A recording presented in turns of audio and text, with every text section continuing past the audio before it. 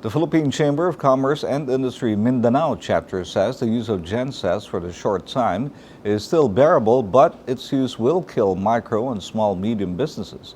And joining us in the studio is PCCI Vice President for Mindanao Ricardo Juliano. Mr. Juliano, good morning. Thanks for coming. Sir. Good morning, sir. What happened in Mindanao? Why is there a power shortage? Well, there's obviously a lack of new power plants to supply the growing needs and, of course, the gaps. As a result also, because a big chunk of our power comes from hydro. That's correct. It's Okay. more than at least 50 to 60% is hydro. Okay. So it's sensitive to climate change. And then there's no new power plants because it takes at least 3, 4, 5 years to build one. So Okay. it's obviously a problem that started way back in this administration. So that's where we are today.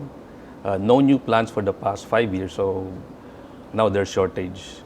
When should have the new plants been put online or It should have been built? 5 years ago. 5 at years least, ago. Yeah. Dapat inumpisa na 5 years Yes. ago. Were there signs 5 years ago, or was there a call to build new plants 5 years ago? More than 5 years ago, we have been always saying that there will be a shortage.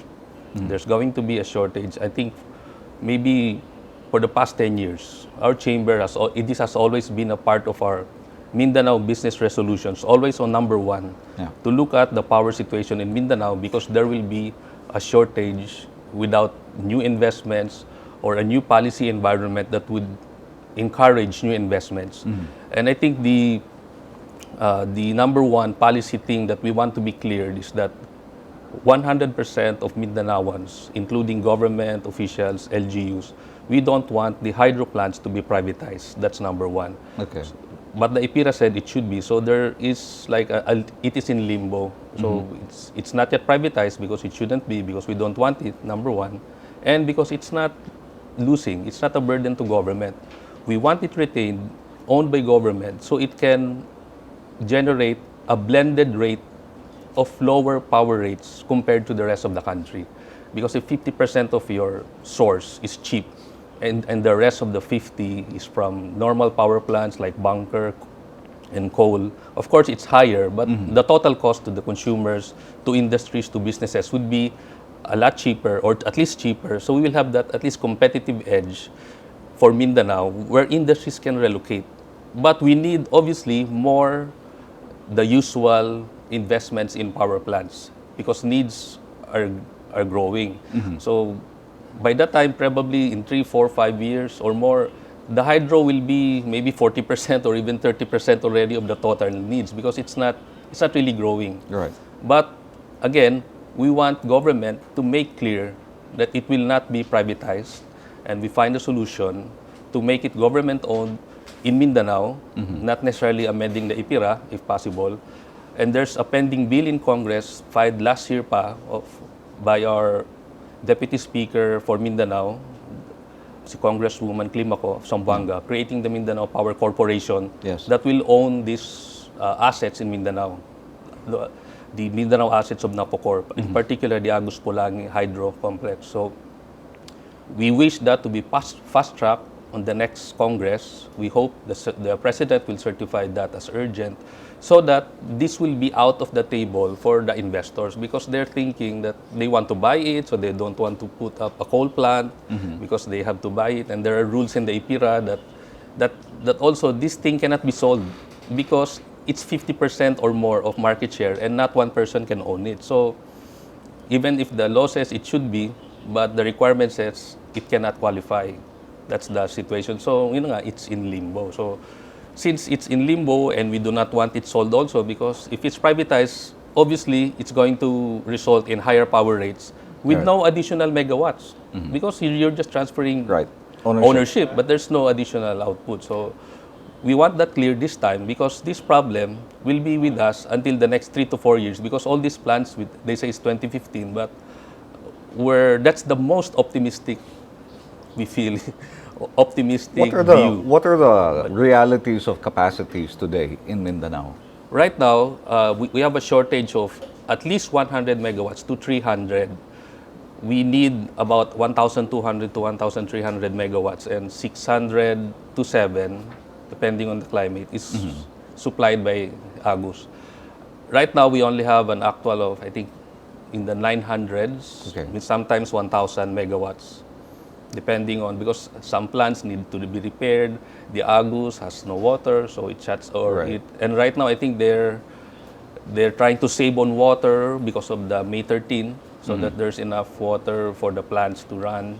What Okay, about so the quick fix, the gensets? Will that work? At least for the short term. that would work, but the real question there is cost. Who carries the cost and how long? Because if the optimistic solution is optimistic projection is in 3 years we'll have new plants. Right. What's going to happen to these gensets? In the interim. Yeah, how long do you pay for that since it's Right. already there, and who Right. pays for it? So the cost here matters a lot, especially us in the Philippine Chamber of Commerce, because we are very much concerned about the small businessmen, because they're micro, small, medium entrepreneurs, right? So the micro, small will most likely, a big chunk of that's dependent on energy for business, which most are, may not survive. Or if they have to survive, then they really have to cut down a lot on cost. And the cost that is usually first to go are employees. So this energy problem, it's like the center of gravity of everything in industry, household. So if there's something wrong with it, there's a domino and cascading effects on everything. So right now, we already have reports of, number one, based on our survey among our members and organized businesses in Mindanao, except the cities of Davao, Cagayan de Oro, and Cotabato, where they have their own embedded power plants in their district utilities. At least 50% of sales and opportunity are lost already because it's 8 hours. So Correct. And they rotate it. So if it's 4 hours for the commercial establishment, so you only open at 8 to 9 hours. So half is done away. So at least 50% is lost. And some are closing shops at this time. So maybe gensets is a solution, but obviously it's not going to happen next week. Because of the IPIRA, even the president cannot even do something about it without the approval of Congress, because the IPIRA has treated energy as an ordinary resource commodity, where it's as if it's just another ordinary commodity that government has nothing to do with it. It should not go into that as a business, should not be a producer. So even government right now cannot buy these gensets because they will be violating the law. So the president would need the concurrence of Congress just to buy that. So how long are So we? is the ball in the court of Congress right now? Well, still election. So actually none. We're waiting. Everyone's waiting because the government, the executive needs the new Congress on July. In July, yes. And then they have to organize themselves and approve it. In the interim, what's going to happen? In the interim, then suffering is going to happen. Gensets. Gensets cannot be bought No, okay. because those who will be buying gensets are private businesses. Right. So Right. if you're a business, first you try to survive without one. You change your business strategy or what you're selling, your line of business. Second, if you can afford it, then you buy one. But obviously, there's cost involved, and the cost is costs are long going to go up, term. yes. You're saying 3 years. Right. This is be a part of your normal operating cost. So obviously, you also need permanent solutions on cutting cost on other items. So employment obviously will be affected very much. And if you cannot survive without a genset, so you won't. You probably close shop and try doing some other ways of earning a living. Okay, Mr. Juliano, thanks very much for coming. Yes, sir. Thank We've you run very out much of for time. the Thanks for opportunity. joining us Yes, and sir. giving us an overview of the situation in Mindanao.